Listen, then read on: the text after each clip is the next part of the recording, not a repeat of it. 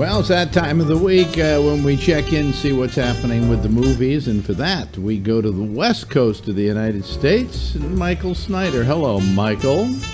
Hi, Alex. We are good to go here on the Culture Blast, and we've got some sequels this weekend.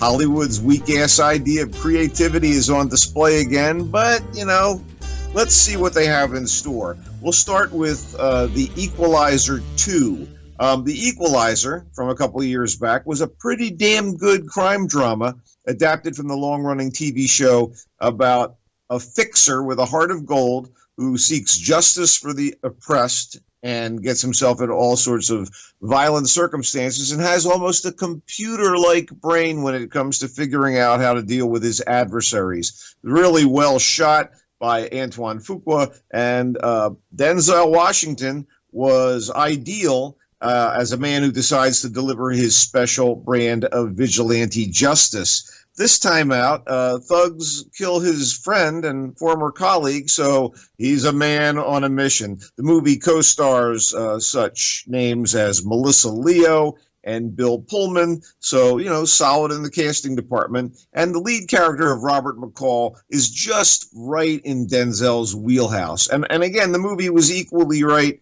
for director Antoine Fuqua the first time around. And all things being equal, including Washington and Fuqua returning, the sequel to The Equalizer, The Sequelizer, is not really up to the first movie. Of course, compared to the last two films starring, say, The Rock, this here is like the Maltese Falcon. Anyway, there's even sort of a James Bond-like intro to McCall that has a few nice turns and twists, and we follow him in his life in the Boston area, and there's a lot of set pieces out on the Cape Cod Islands and what have you. And, there's hurricanes to mess things up, and there's vile backstabbing and twisting and turning. But, look, as these things go, not bad. By the way, Pedro Pascal from Game of Thrones is pretty effective here as a colleague of the McCall characters. I would give it sort of a fairly positive review. It's kind of a high-toned matinee type thing. So if you have the time and interest this weekend, Equalizer 2.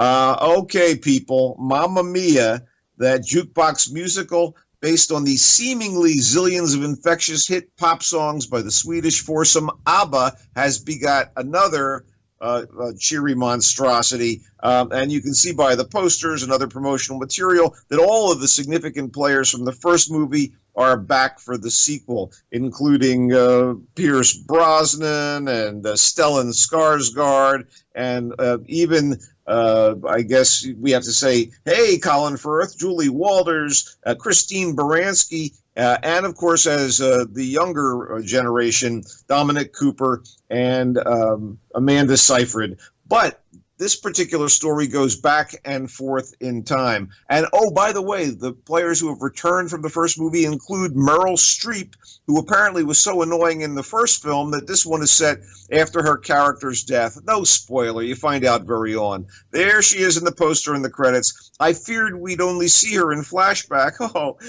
but instead, when she finally shows up, I'm thinking maybe she's going to be zombie Merle, but no such luck. Anyway, they seem to have plundered most of the top tunes in ABBA's discography in the first movie, where they were rendered in haphazard fashion by the cast, singing them as forced reflections of the thin plot about a woman and her besties getting together on her beloved Greek island for her daughter's wedding and confronting the mystery of who among three old flames is her daughter's real father. And this time out, they're forced to dig for some lesser-known, deep ABBA album tracks, and they have to reprise a few crowd pleasers from the first movie. I mean, the damn thing is called Mamma Mia, so you know you're going to hear that song.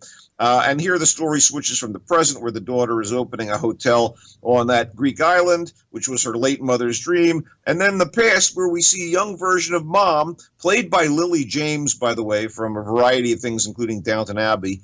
She gets intimate with younger versions of all three possible dads. They're all busting out in song, feebly, except for the most welcome addition to the cast, other than Lily James, Cher, who plays Grandma.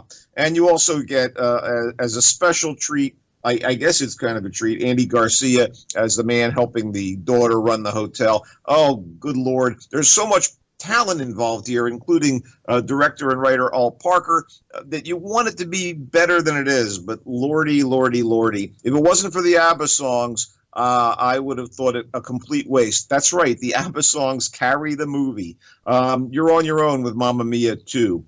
Okay, Blind Spotting is set in Oakland, California, for now still the home of my NBA champion Golden State Warriors, and it makes terrific use out of the town and its citizens. It's a flat-out wonderful movie about, among other things, gentrification, race relations, romance, friendship, loyalty, and just trying to get by in an unfair, cruel world. First-time director Carlos Lopez Estrada mines gold from co-screenwriters and co-stars David Diggs and Rafael Casal, who play devoted friends and frequent screw-up. Colin is the black one, just about to finish probation on a criminal sentence that may or may not have been deserved. And Miles is the white one, but very ghetto and prone to making trouble. They work as movers and see firsthand the changing face of Oakland, but both guys have bigger dreams. One night right before probation is up, Colin sees a police shooting that triggers one crisis after another for the two pals. This is heartfelt, funny, tense, troubling, and life-affirming stuff, and Diggs is a star in the making, and Casal is pretty damned up there. And the supporting cast includes Wayne Knight, believe it or not, and they're all solid. I was impressed by Blind Spotting and highly recommend checking it out. In terms of new releases of narrative note, let's wrap things up with Unfriended, Dark Web. It's a digital age horror movie, kind of a sequel to the other Dark Web from 2015. And in this one, a kid comes into possession of a new laptop and soon finds out that the previous owner is not only watching him and all of his friends, but will do anything to get the laptop back. I mean, you'd be hard-pressed to recognize any of the actors in this very cleverly made and effective cyber horror flick that apparently should be considered kind of a new chapter or a new angle on the previous Unfriended, but that one had what was presumably a supernatural antagonist, whereas Dark Web is sadly much more plausible in our world of uncontrolled hacking and cybercrime. It's a neat little thriller. It's low budget. It's made in a creative way. And here's a definite bargain matinee, and I think it'll work well on your laptop if you get a chance to see it.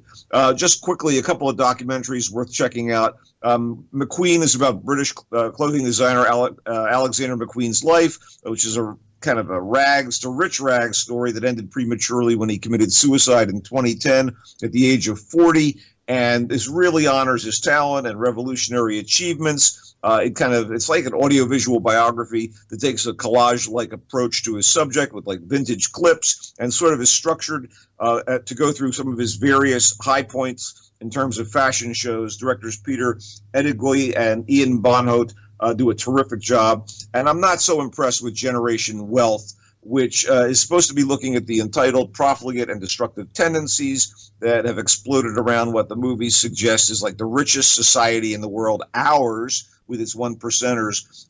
It's done by the director of The Queen of Versailles, which was also about kind of untrammeled avarice. And I thought that was a better film from Lauren Greenfield, who's also a very good photographer. This thing ends up almost seeming like an infomercial for her book, Generation Wealth, which is photographs of all of these people that she ends up interviewing and talking about. What do you got, buddy? What have you watched? The only thing I watched this week, I'm trying to remember the name of it because it has a name and I just can't remember. But it's a Sacha Baron Cohen thing on Showtime. Yeah, Who is America? Who is America? That's it. Yeah, strange title. I found it very funny. I found it very good. It had its moments. I watched episode 1 as well. That might be something to follow. He debunks the famous, the powerful, and the arrogant, which is always and in a lot of cases, people you never heard of before. You know, so it's him at his fun-loving best. I think we really enjoyed it. Really enjoyed it. And cool. What? I said cool. Yeah, cool. So it's that ancient expression, cool. Anyway, That's it for the movie reviews, I guess. Tell them where they can find you, Michael. On Twitter at Culture Blaster and on Facebook at Michael Snyder's Culture Blast page, and hopefully back here on GABNet next week. And people stay right where they are. There'll be more GABNet coming right up. Thanks, Michael. See you next week.